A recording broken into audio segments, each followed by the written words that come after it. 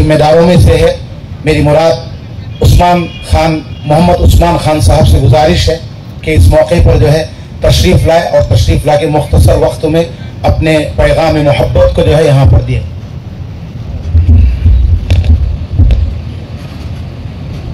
औज़ु बिल्लाहि मिनश शैतानिर रजीम, बिस्मिल्लाहिर्रहमानिर्रहीम। आज इस खूबसूरत मंच पर तशरीफ़ फरमा डॉक्टर राम भुयानी साहब, जो इस उम्र में भी हिंदुस्तान के हिंदू मुस्लिम को हकीकत बताते हैं और एकजुटती के लिए काम करते हैं, आपको हमारी तरफ से सलाम। और मौलाना नदवी साहब जो रामपुर के एमपी है, आप जेपीसी के मेंबर भी रह चुके हैं, आज मदिरा में इस प्रोग्राम में आकर आपने चार चांद लगाया है और यहाँ के लोगों को ये मालूम होना चाहिए कि वक्फ का इशू कितना इम्पोर्टेंट है।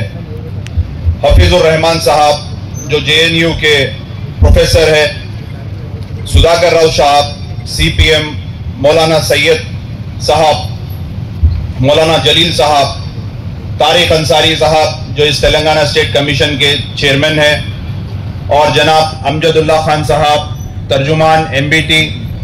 और अमजदुल्ला खान साहब की खुसूसियात ये है कि जहां जरूरत पहुंचती है तो सबसे पहले मेडिसिन अमजदुल्ला खान ही लेके जाते हैं। कोई भी चीज का अगर मसला होता है तेलंगाना में, चाहे मसाजिदों का मसला हो या बीमार का मसला हो, कोई भी चीज का मसला हो, सबसे पहले अगर कोई हाजिर रहते हैं तो अमजदुल्ला खान साहब। अल्लाह उनको बहुत जल्द नवाजेगा और बहुत अच्छे मुकाम पर नवाजेगा। आज भी स्पोक पर्सन रह के एक एमबीटी पार्टी के वो पूरे तेलंगाना को हराए हुए हैं। और मैं तमाम दीगर लोगों का भी यहाँ पे खैर मकदम करता हूँ। और इस प्रोग्राम के ऑर्गेनाइजर मुस्लिम आइकिया संगम, जिसके सदर हैं मौलाना शेख मुजाहिद साहब, जो बहुत बेहतरीन प्रोग्राम ऑर्गेनाइज करे हैं, शेख हुसैन साहब जो वाइस प्रेसिडेंट है, और हमारे जब्बार साहब जो इसके स्पोक पर्सन है और अच्छा ऑर्गेनाइज करे हैं ये प्रोग्राम को। देखिए, सबने तो अपनी अपनी बात कर दी और कुछ बचा नहीं बात करने के लिए। मैं सिर्फ आप तमाम मदिरा के लोगों से यही गुजारिश करूंगा कि वक्फ का सब्जेक्ट बहुत इंपॉर्टेंट सब्जेक्ट है और इसको बीजेपी ने गैर दस्तूरी तौर पर अपने इसको एक्ट बना दिया है। और मैं सलाम करता हूं 232 एमपीज को जो रात के 3 बजे तक रुककर इस बिल की मुखालिफत करे, जिसमें हमारे नदवी साहब भी हैं और आपकी पार्टी के सदर का भी हम शुक्रिया अदा करते हैं। और तमाम लोग जो इस बिल की मुखालिफत करें, इनको मालूम है कि हिंदुस्तान को तोड़ने का बिल है, मुसलमानों को परेशान करने का बिल है, मुसलमानों के जायदादों को खींचने का बिल है, मुसलमानों की मैशियत को खराब करने का बिल है। देखिए, कुछ लोग समझ रहे हैं कि वक्फ से हमारा क्या ताल्लुक है, ना हम वक्फ के किराएदार है, ना वक्फ की हमको जमीन मिली है। तो मैं आप तमाम को यही बोलूंगा कि आप जहां पे भी बैठ रहे हैं, कोई होटल में बैठ रहे हैं, कोई चबूतरे पे बैठ रहे हैं, कोई दावत में बैठ रहे हैं, कोई किसी से मुलाकात कर रहे हैं, तो वक्फ के ताल्लुक से डिस्कस करिए।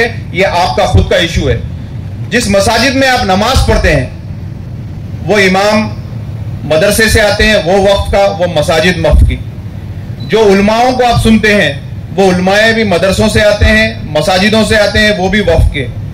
जिसमें आपके आबो अजदाद मफहूम है कब्रस्तानों में, वो भी वक्फ से आता है। आपको भी उसी कब्रस्तान में जाना है जो वक्फ का है। जिस इंस्टीट्यूट से आप फैज पा रहे हैं, कई इंस्टीट्यूट से, वो भी वक्फ के हैं। तो ऐसे वक्फ के कई चीजें हैं जिसको हम डिनाई नहीं कर सकते हैं। कई जमीनात है, कई मदरसे हैं जो वक्फ के हैं जिसको हम डिनाई नहीं कर सकते। तो वक्फ हमारा खुद का मसला है। आप अगर आप वक्फ के मामले में खामोश बैठेंगे, देखिए आपकी खुद की जमीन को खींचा जा रहा है एक दस्तूर की खिलाफ वर्जी करते हुए। दस्तूर हमको बराबर रहने का हक देता है, दस्तूर हमको साथ चलने का हक देता है, दस्तूर हमको अपनी आवाज बुलंद करने का हक देता है, दस्तूर हमको एहतजाज करने का हक देता है। आज मोदी गवर्नमेंट हमारे साथ हर वो चीज कर रही है जो हमको नाकबूल है। जैसा कि आपको मालूम है, ट्रिपल तलाक का बिल हम पे ला दिया गया है। आज बताइए कौन सा मुसलमान जाकर मोदी को बोला कि भाई आप ये वक्फ का बिल लाओ। वक्फ एक इस्लामिक प्रैक्टिस है जिसमें मंशा वक्फ के तहत आपका काम होता है। जैसा कि किसी ने अपनी एक प्रॉपर्टी दिया और बोला कि ये स्कूल में इसका सिर्फ कूलर लगना है तो कूलर लगना है, किताब देना है तो किताब देना है, चद्दर और गुल चढ़ना है तो चद्दर और गुल चढ़ना है। अब मोदी साहब क्या करेंगे जब ये वक्फ के जायदादों को ले लेंगे? और आर्कोलॉजी में हमारी जो वक्फ के जायदादें हैं, उस जायदादों को अभी इमीडिएटली इस एक्ट के हिसाब से डायरेक्ट गवर्नमेंट के अंडर में ले लिया गया है। जैसा कि हैदराबाद और तेलंगाना की सबसे बड़ी मस्जिद है मक्का मस्जिद, वो आर्कोलॉजी सर्वे ऑफ इंडिया में आती है। अब उस मस्जिद में बोलेंगे कि इमाम साहब आप वक्फ से ताल्लुक नहीं है, हमसे ताल्लुक है, आवाज कम रखिए, धीमी रखिए, जुम्मे की नमाज नहीं होना, फलाना खुतबा नहीं होना, यहाँ पे भी शूटिंग भी चलेगी। बहरहाल जो चीज हमारे हाथ में से निकल जाएंगी तो कुछ भी होगा। तो हमको नस्लों के लिए अगर कुछ बचाना है तो वो वक्त बचा सकते हैं। कम से कम वक्त में आपका कुछ नहीं होगा, लेकिन आपकी खबर जो रहेंगी वो वक्त के खबरस्तान में रहेगी। आप जहां मफहूम होंगे वो वक्त का खबरस्तान रहेगा। तो काफी बातें सबने बोल दी है। मैं अवाम उन्नास से भी यही करता हूं, ये बैठने का वक्त नहीं है, ये सोने का वक्त नहीं है। हमको निकलना पड़ेगा। जब तक हम नहीं निकलेंगे, जब तक हम अपने हक के लिए नहीं लड़ेंगे, तो ये बिल वापस नहीं होगा। 11 साल के दौरे इख्तियार में मोदी के अब तक 100 बिल आए, कोई बिल वापस नहीं किया सिवाय किसानों के बिल के। डेली प्रोटेस्ट करेंगे तो बराबर ये बिल वापस होगा।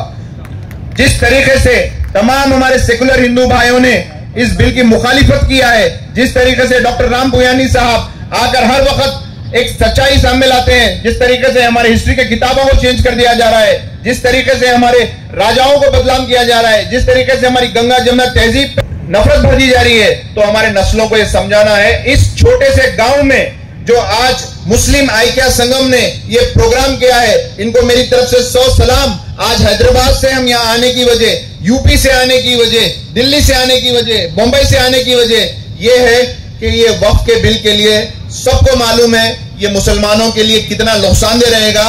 और इसमें आप SC ST तमाम भाइयों को लेकर चलिए और ये बिल की मुखालिफत के लिए जहां जहां प्रोटेस्ट हो रहा है, तो हमको एक हिस्सा बनकर एक जहदी के साथ, इत्तेहाद के साथ अगर हम काम करेंगे तो इंशाअल्लाह ये बिल को बिल्कुल वापस कराएंगे। और ये बिल वापस ही अगर होगा तो हम सरखुरू होंगे। एक्सपर्ट का यही कहना है कि हिंदुस्तान की तारीख में 1947 से लेकर आज तक के अगर कोई बकबकताना बिल आया है और जो मुसलमानों को तबाह करने वाला बिल आया है और जो खतरनाक बिल आया है, वो ये वक्फ का बिल है, ये तरमीमी बिल 2025 है।